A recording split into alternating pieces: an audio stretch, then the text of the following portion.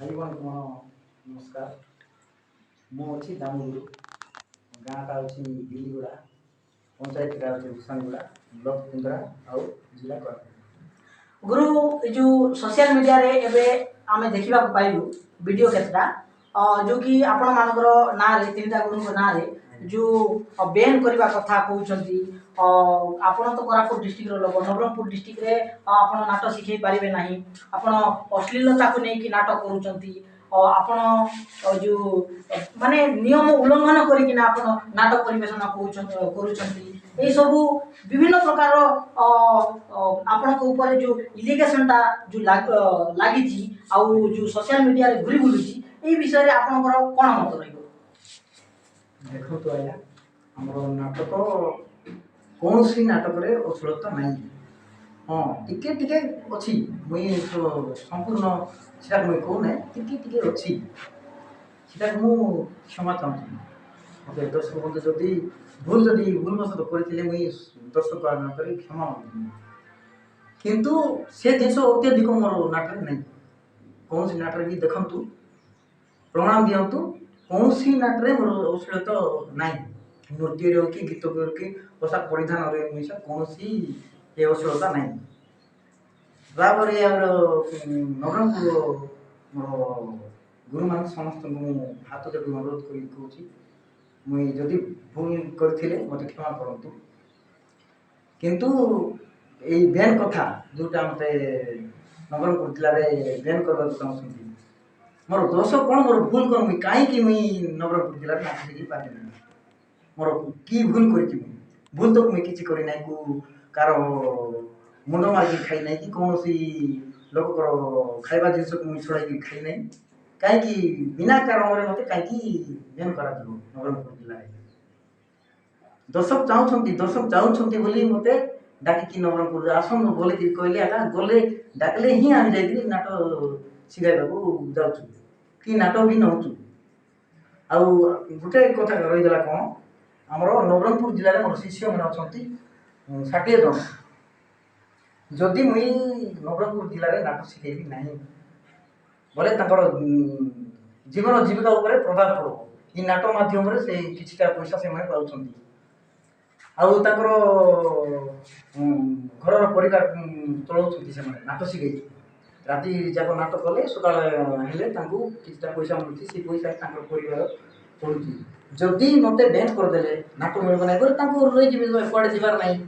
ସେମାନେ ତାଙ୍କର ଜୀବିକା ଉପରେ ପ୍ରଭାବ ପଡ଼ିବ। ହେଲେ ସେ ମୁଇଁ ନାଟ ମୋତେ ବ୍ୟାନ୍ କରାଗଲେ ତାଙ୍କର ଭରଣ ପୋଷଣ ପାଇଁ ଦାୟୀ କିଏ ହେବ? ତାଙ୍କୁ ଯଦି ନାଟ ମୋତେ ବ୍ୟାନ୍ କରାଗଲେ ଗୋଟେ ଗୋଟେ ପରିବାରକୁ ସରକାର ହେଉ କିମ୍ବା ଆମର ନାଟ ନବରଙ୍ଗପୁର ନାଟ ସଂଘ ବି ତାଙ୍କୁ ଗୋଟେ ପରିବାରକୁ 10,000 ମାସିକ 10,000 ଟଙ୍କା ଦିଆଯାଏ। ସେ ଯେଉଁ ଆମର କୈଳାସ ଆଜ୍ଞା କହିଛନ୍ତି, ଯଦି ବ୍ୟାନ୍ କରାଯିବ, ନବରଙ୍ଗପୁରର ଆମର ତ ଶିଷ୍ୟମାନେ 60ଟା ଅଛନ୍ତି, 60ଟା ପରିବାରକୁ 10,000 ଟଙ୍କା ଲେଖା ଦିଆଯାଏ। ମୁଇଁ ବି ନାଟ ଶିଖେଇବି ନାହିଁ କି ପିଲାମାନେ ବି ଶିଖେଇବେ ନାହିଁ, ସେ ଅଲଗା କେଉଁ ଧନ୍ଦା ଦେଖିବେ ଆଉ। ଆଚ୍ଛା, ତ ଆପଣଙ୍କର କହିବା ମୁତାବକରୁ ଆପଣଙ୍କର ପିଲା ଯେଉଁ ଆପଣଙ୍କର ଯେଉଁ ଷ୍ଟାଫ୍ ଅଛନ୍ତି ନବରଙ୍ଗପୁର ଡିଷ୍ଟ୍ରିକ୍ଟରେ, ତାମାନେ ଆପଣ କେବଳ ତାଙ୍କ ପାଇଁ ହିଁ ଆପଣ ନାଟ ମାନେ ଆଖଡ଼ାଟା ଆପଣ ଧରୁଛନ୍ତି? ଆଜ୍ଞା ଆପଣଙ୍କ କହିବା ମୁତାବକ? ହଁ। ତାମାନେ ଆପଣ ଆଖଡ଼ା ମାନେ ଧରିକି ନବରଙ୍ଗପୁର ଡିଷ୍ଟ୍ରିକ୍ଟରେ ଆପଣ ନିଜେ ଆସିକି ଶିଖାଉନାହାନ୍ତି? ଆଜ୍ଞା, ମୁଇଁ ଯାଉନି। ଆଚ୍ଛା, ମୁଇଁ ନାଟରେ ଯାଉନି, ମୋର କେବଳ ଗୋଟେ ବହି ଲେଖା କାମ ମୋର। ସମସ୍ତଙ୍କୁ ଦର୍ଶକ ମିଶା ପଚାରନ୍ତୁ, କିନ୍ତୁ ଏ ବର୍ଷ ମୋର ଦେହ ଟିକେ ଭଲ ଅଛି, ଏ ବର୍ଷ ମୁଇଁ ଯିବି ଏ ବର୍ଷ ନିଶ୍ଚିତ। ଦେଖନ୍ତୁ ଆଜ୍ଞା, ଆମେ ଶୁଣିବାକୁ ପାଇଛୁ ଆପଣଙ୍କର ଏ ବର୍ଷ ନବରଙ୍ଗପୁର ଡିଷ୍ଟ୍ରିକ୍ଟରେ ପ୍ରାୟ 10ରୁ 12ଟା ନୂଆ ନାଟକ ହେବ ବୋଲିକି ଆପଣ ଆମେ ସୋସିଆଲ ମିଡ଼ିଆରେ ଦେଖିବାକୁ ପାଇଲୁ। ତ ଏଇ ଯେଉଁ ଏବେ ଏଇ ମ୍ୟାଟରକୁ ନେଇକି ଆପଣ କ'ଣ ଚାହିଁବେ? ସେଇ ନାଟ ଛାଡ଼ିଦେବେ ନା ନୂଆରେ କରିବେ? ନାଇଁ, କେବେ ବି ମୁଇଁ ଛାଡ଼ିବି ନାହିଁ। ନାଟ ଶିଖେଇବି। ନାଟ ଯଦି ମୁଇଁ ଶିଖେଇବାଟା ଛାଡ଼ିଦେବି, ଆମର ପିଲା କେମିତି ବଞ୍ଚିବେ? ମୋର 60ଟା ପିଲା ଅଛନ୍ତି, ସେମାନେ କେମିତି ଚଳିବେ? ନିଶ୍ଚିତ ଭାବରେ ମୁଇଁ ନାଟ ଧରିବି। କାହିଁକି ଛାଡ଼ିବୁ? ଦାମଗୁରୁ ହଉ ନା ସରୋଜ ଗୁରୁ ହଉ ନା ଭୁବନ ଗୁରୁ ହଉ, ଯେ ନବରଙ୍ଗପୁର ଜିଲ୍ଲାରେ ଯଦି ନାଟ ମିଳିବ, ଶିକ୍ଷାଦାନ କରିବା ପାଇଁ ଯଦି ପ୍ରସ୍ତାବ ଆସିବ ତାହେଲେ ଆମେ ଛାଡ଼ିବୁ ନାହିଁ, ଜମା କାହିଁକି ଛାଡ଼ିବୁ? ନିଶ୍ଚିତ। ବୋଲେ ନବରଙ୍ଗପୁର ବୋଲି ନାହିଁ, ଛତିଶଗଡ଼ ଅବିଭକ୍ତ କୋରାପୁଟ ଜିଲ୍ଲାରେ ମାଲକାନଗିରି ଜିଲ୍ଲା ଓ ରାୟଗଡ଼ା ଜିଲ୍ଲାରେ ବି ହଉ ବା କଳାହାଣ୍ଡିରେ ମଧ୍ୟ ହଉ, ଯଦି ନାଟ ଶିକ୍ଷା ଦେବା ପାଇଁ ପ୍ରସ୍ତାବ ଆସିବ ତାହେଲେ ଆମେ ଯିବାට ଯିବୁ, ଆମକୁ କେହି ମଧ୍ୟ ବ୍ୟାନ୍ କରିପାରିବେ ନାହିଁ। ଆମେ କଳା ଦେଖନ୍ତୁ ମୁଁ କୌଣସି ଆଜି ଯାଏ ମୁଁ ଭୁଲ କରିନି, ଆଉ ଛୋଟିଆ ମୋଟିଆ ଭୁଲ ହେଇଥାଇପାରେ, ସେଟା ମୁଁ କ୍ଷମା ଚାହୁଁଛି। କିନ୍ତୁ ଗୋଟେ କଥା କ'ଣ ରହିଲା, ଆମେ ନାଟ ଶିଖାଉଛୁ, ଦର୍ଶକ ଆମକୁ ଭଲ ପାଇବା ଦେଇଛନ୍ତି, ତେଣୁକରି ଆମର ନାଟକୁ ଡାକୁଛନ୍ତି, ସେମାନେ ବାଧ୍ୟ ହେଇକରି ଆସନ୍ତୁ ଗୁରୁ ଆମ ଗାଁରେ ନାଟ ଶିଖାନ୍ତୁ ବୋଲିକିରି ଡାକିଲେ ହିଁ ଆମେ ଯାଉଛୁ। କେଉଁ ନିଜ ଇଚ୍ଛାରେ ଆମର କୌଣସି ଗାଁରେ ଆଜି ପର୍ଯ୍ୟନ୍ତ ଯାଇନି।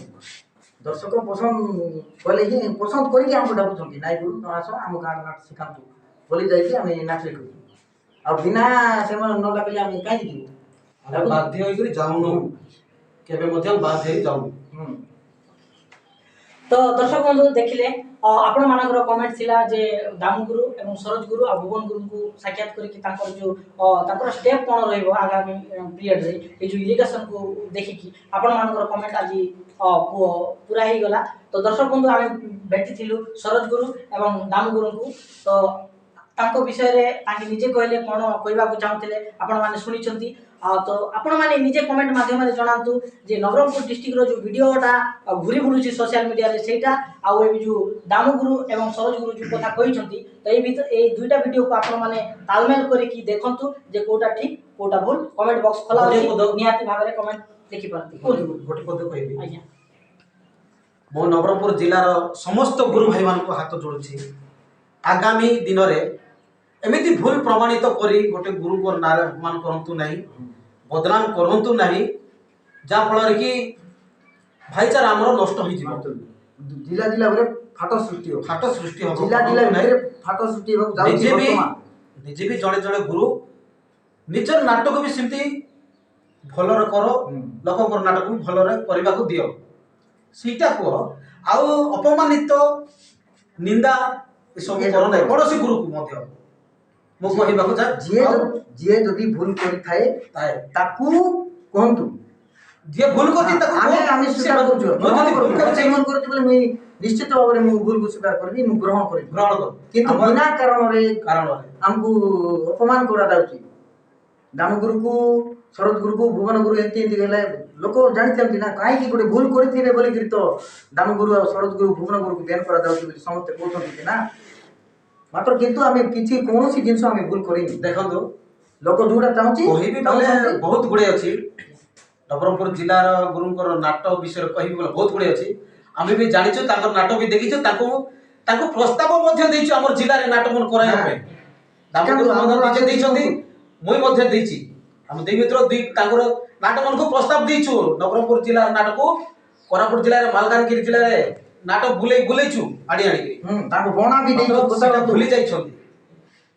ଭାଇଚାରା ରହୁ ବୋଲି ଆମେ ଦେଇଛୁ, କିନ୍ତୁ ତାଙ୍କର ମଧ୍ୟ ପ୍ରମାଣିତ ସେମାନେ ମଧ୍ୟ ଗୋଟେ ଗୁରୁକୁ ନିନ୍ଦା ଆଙ୍ଗୁଠି ଦେଖାଇବା ପୂର୍ବରୁ ନିଜର ନାଟକୁ ମଧ୍ୟ ପ୍ରମାଣିତ କରି ଦେଖାଇପାରୁଛି ଆମର ନାଟ ସଚ୍ଚୋଟ ବୋଲିକି, ଅଶ୍ଳୀଳତା କିଛି ନାହିଁ ବୋଲେ ପ୍ରମାଣିତ ନିଜେ ହୁଅନ୍ତୁ, ତାପରେ ଅନ୍ୟ ଗୁରୁଙ୍କୁ ପ୍ରମାଣ ସହିତ ଗୁରୁକୁ ନିନ୍ଦା କରବାର ଅଛି। ଆମେ ତ ଅଶ୍ଳୀଳତା କୌଣସି ଜିନିଷରେ ଦେଖନ୍ତୁ, ମୋର ନାଟରେ ଦେଖନ୍ତୁ କୋଉ ନାଟରେ ଅଶ୍ଳୀଳତା ଅଛି। ଆମର ଗୋଟେ ଚେଙ୍ଗେ ନାଟ, ଯୋଉ ପୂଜାରୀ ଗୁଡ଼ାକ ନାଟ, ସେ ପ୍ୟାଣ୍ଟ ଖୋଲି ଦଉଛି, ସେଟାକୁ ଅଶ୍ଳୀଳତା ବୋଲିକିରି ଲୋକମାନେ ଭାବୁଛନ୍ତି। ସେ ତ ଭିତରେ ଆଉ ଦୁଇଟା ପ୍ୟାଣ୍ଟ ପିନ୍ଧିଥାଉଛି, ସେ କ'ଣ ନଙ୍ଗଳା ହେଇଯାଉଛି କି? ସେଟାକୁ ଅଶ୍ଳୀଳତା କେବେ ବି ସେଟା କୁହାଯାଏ ନାହିଁ। ଯୁଗକୁ ଧରିକି ଆମେ ନାଟ କରାହଉଛି, ମା ଭଉଣୀ ବସିକି ନାଟ କରାଯାଉଛି। ଆମର ନାଟରେ ସେ ଷ୍ଟୋରି ଟିକେ ମା ଭଉଣୀ ଦେଖିଲା ଟାଇପର ସମସ୍ତଙ୍କୁ ଶୁଆଇଲା ପରି ନାଟ ଆମେ ଶିଖାଉଛୁ। ଯଦି ସେ ନାଟ ପସନ୍ଦ ଲାଗୁନାହିଁ, ମାନେ ସେ ସିନ୍ ଯାକ ଆମକୁ ପସନ୍ଦ ନାହିଁ, ସି ଟାଇପ୍ର ଗୀତ ଆମକୁ ଶୁଣିବାକୁ ପସନ୍ଦ ଲାଗୁନାହିଁ ବୋଲିକି ପବ୍ଲିକ ଯଦି କେତେବେଳେ କହିବେ, ସେତେବେଳେ ଛାଡ଼ିଦେବୁ ନାଟ। ପବ୍ଲିକ ଯଦି ଆମକୁ ଗ୍ରହଣ କରିବେ ନାହିଁ, ପବ୍ଲିକ ଯଦି ଆମକୁ ଗ୍ରହଣ କରିବେ ନାହିଁ, ସେ ବେଳେ ଆମେ ନାଟ ଶିଖିବା ଛାଡ଼ି ନବରଙ୍ଗପୁର ଜିଲ୍ଲାରେ ଛାଡ଼ିଦେବୁ, ନାଟ ଶିଖିବା ବେଳେ ଛାଡ଼ିଦେବୁ। ମାତ୍ର କିନ୍ତୁ ପବ୍ଲିକ ଯେତେବେଳେ ଗ୍ରହଣ ଆମକୁ ତ ଡାକୁଛନ୍ତି ନା, ଯେତେବେଳେ ସହିତ ଆମକୁ ପବ୍ଲିକ ସପୋର୍ଟ କରୁଛନ୍ତି, ସେତେବେଳେ ପର୍ଯ୍ୟନ୍ତ ଆମେ ନିଶ୍ଚିତ ଭାବରେ ଆମର କଳାକୁ ବଜେଇ ରଖିବୁ ନବରଙ୍ଗପୁର ଜିଲ୍ଲା ହଉ ବା ଅବିଭକ୍ତ କୋରାପୁଟ ଜିଲ୍ଲା କୋରାପୁଟ ଜିଲ୍ଲା ଯୋଉଠି ଯୋଉଠି ବି ଆମକୁ ନବରଙ୍ଗପୁର ଜିଲ୍ଲାର ଲୋକ ବହୁତ ମତେ କିଛି ନହେଲେ ବି ମତେ 60% ଲୋକ ମତେ ଭଲ ପାଉଛନ୍ତି। ନବରଙ୍ଗପୁର ଜିଲ୍ଲାକୁ ମୁଁ ବହୁତ ଭଲ ପାଏ କି ଗୁରୁମାନଙ୍କୁ ବି ମୁଁ ବହୁତ ଭଲ ପାଏ। କାହାକୁ ମୁଁ ଘୃଣା କରିକି କାହାକୁ ଅହଙ୍କାର କି କେବେ ମୁଁ କାହାକୁ କିଛି କହି ନାହିଁ। ଆମେ ବି ସହଯୋଗ କରିବୁ। ଆମେ କେବେ ନବରଙ୍ଗପୁରିଆ ଗୁରୁ ଭାଇମାନଙ୍କୁ ଗୁରୁ ଭାଇ ଆମେ ବି ପ୍ରସ୍ତାବ ଦେବୁ ନାଟ ଶିଖାଇବା ପାଇଁ ପ୍ରସ୍ତାବ ଦେବୁ। ଶିଖାନ୍ତୁ ସେମାନେ ଆସିକି ଶିଖାନ୍ତୁ ଆମେ ବି ସହଯୋଗ କରିବୁ। ମଝିରେ ଗଲା କେତେ ଦିନ ତଳେ ଆମର ବାସୁଗୁରୁଙ୍କୁ ମଧ୍ୟ ଦୀପଦ କଥା ହେଇଥିଲି ନାଟକ ବିଷୟରେ ଶିଖାଇବା ତମ ଗାଁରେ ଲୋକ ପ୍ରଶଂସା କରୁଛନ୍ତି ଆସ ଆମେ ସହଯୋଗ କରିବୁ ବୋଲି କଥା ହେଇଥିଲି। ଏବେ ବି ମୁଁ ବାସୁ ସହିତ ତାଙ୍କ ବାସୁ ସହିତ ମୋର ଭଲ ପଡ଼ିବ। ଏବେ ବି କଥାବାର୍ତ୍ତା ହେଇଥିଲି ମୁଁ କାଲି ପରଦିନ ଆଣିବ କଥାବାର୍ତ୍ତା ହେଇଥିଲି ବାସୁ ସହିତ। ଆସ ନାଟ ଶିଖାଅ ତମେ ବି ଟିକେ ଅନକାଟେରୀ ବାଟେ ନାଟ ପଢ଼ିବା ଆସିଛି ଗୁରୁ ବୋଲି କହୁଥିଲା ସିଏ ବି ଶିଖା ତୁ ସିଆଡ଼େ ଭଲ ନାଟ ଚାଲୁ ଭଲ ସିଆଡ଼େ ତ ଭଲ ପାଇବା ଲୋକ ବହୁତ ଅଛନ୍ତି। ଆମେ କେବେ ମଧ୍ୟ ଆମର ହୃଦୟରେ ନାହିଁ ନବରଙ୍ଗପୁର ଜିଲ୍ଲାକୁ ଘୃଣା କରିବାର। ତାଙ୍କେ ମଧ୍ୟ କୋରାପୁଟ ଜିଲ୍ଲାରେ ଆସି ନାଟ ଶିଖନ୍ତୁ ଆମକୁ ବହୁତ ଖୁସି ଲାଗେ। ଆମ ଭାଇଚାରା ସମ୍ପର୍କ ରହୁ ଆମର ଗୁରୁ ଭିତରେ ନାଇଁ କି ଫାଟ କେବେ ସୃଷ୍ଟି ହେବାକୁ ଆମେ ଚାହୁଁନୁ କି କୌଣସି ଗୁରୁକୁ ଅହଙ୍କାର ହଉନୁ। ଆମେ ଏଇ ଜିନିଷ ଯାକ କୈଳାସ ଗୁରୁ ଆମକୁ ଯୋଉଟା କହିଲା ସେଟା ଆମକୁ ବହୁତ ବାଧୁଛି। ମତେ କାହିଁକି ଆକ୍ଷେପ କରିକିରି କୈଳାସ ଗୁରୁ ଆଜ୍ଞା ଆମକୁ କହିଲେ ସେଇଟା ମତେ ବହୁତ ଖରାପ ଲାଗୁଛି। ବେଶୀ ମତେ ଦୁଃଖର ସହିତ ମୁଁ କହୁଛି ବେଶୀ ମତେ ବହୁତ ଖରାପ ଲାଗିଲା। ବହୁତ ଖରାପ ଲାଗିଲା ବୋଲେ ବହୁତ ମୁଇଁ ନିଦ ସେଠି ରାତି ସାରା ମୁଇଁ ଶୋଇ ନାହିଁ। ଏତେ ଖରାପ ଲାଗିଲା ମତେ ମୁଇଁ କିଛି ତ ଭୁଲ କରି ନାହିଁ ମୋର ଆମର ଆକ୍ଷେପ କରିକିରି ଟିକେ ଦିଶା ଟାଇପ ରହିକିରି କହିଛନ୍ତି। ତାପରେ ବି ମୁଁ ତ ବି 8 ବର୍ଷ ହେଲା ନବରଙ୍ଗପୁର ଜିଲ୍ଲାରେ କୌଣସି ଜାଗାରେ କୌଣସି ଗାଁରେ ନାଟ ଶିକ୍ଷା ଦେଇନାହିଁ। ଗୋଟେ ଦୁଇଟା ଯାହା କୋରାପୁଟ ଜିଲ୍ଲାରେ ଶିଖେଇଛି ନବରଙ୍ଗପୁର ଜିଲ୍ଲାରେ ଆଣିକି ପରିଦର୍ଶନ କରିଛି କିଛି ଅଳ୍ପ ପରିମାଣରେ। କିନ୍ତୁ ଏଇ ବର୍ଷ 2ଟା ନାଟ ଟିକେ ଜୋରଦାର ଚାଲିଲା। କାହିଁକି ମିଛ କଥା କହୁଛି ଯଦି ସାହିରେ ଅସୁବିଧା ଗୋଟେ ଦୁଇଟା କୁଆଡେ ଟିକେ ଥାଇପାରେ ସେଟା ଆମେ କ୍ଷମା ପ୍ରାର୍ଥନା କରୁଛୁ। କିନ୍ତୁ ନା ଧରିକିରି ସବୁ ମିଡିଆ ଆଗରେ କହିବାଟା ଆମକୁ ଅପମାନିତ କଲା ଭଳିଆ କାମ ଖରାପ ଲାଗିଲା। ଖରାପ ଲାଗିଛି ସେଥିପାଇଁ ମତେ ଆଘାତ ଲାଗୁଛି ବହୁତ ମତେ ଭଲ ଖରାପ ଲାଗିଲା। ଏ ଜିନିଷ ଗୋଟେ ନା ଧରିକି ଭୁବନ ଗୁରୁ ସରୋଜ ଗୁରୁ ଦାମ ଗୁରୁ ଏମାନଙ୍କୁ ବ୍ୟାନ୍ କରାବ ସିଧାସଳଖ ଆମକୁ ଆକ୍ଷେପ କରିକି କୁହାଯାଇଛି। ଏଇଟା ଆମକୁ ଖରାପ ଲାଗୁଛି। ଭିତରେ ବି ତ କଳାକୁ କିଏ ମଧ୍ୟ ବ୍ୟାନ୍ କରିପାରିବେନି କିନ୍ତୁ ନା ଧରିକି ଯୋଉ କହିଲେ ସେଟା ଟିକେ ହୃଦୟକୁ ବାଧିଛି ଆମକୁ। ତ ଦର୍ଶକ ବନ୍ଧୁ ଶୁଣିଲେ ଦେଖିଲେ ତ ତାଙ୍କର ଦାମ ଗୁରୁଙ୍କର ଏବଂ ସରୋଜ ଗୁରୁଙ୍କର ଯେଉଁ ଷ୍ଟେଟମେଣ୍ଟ ଥିଲା ଆପଣଙ୍କ ସାମ୍ନାରେ ତ ଆପଣମାନେ ନିଜେ କୁହନ୍ତୁ ତ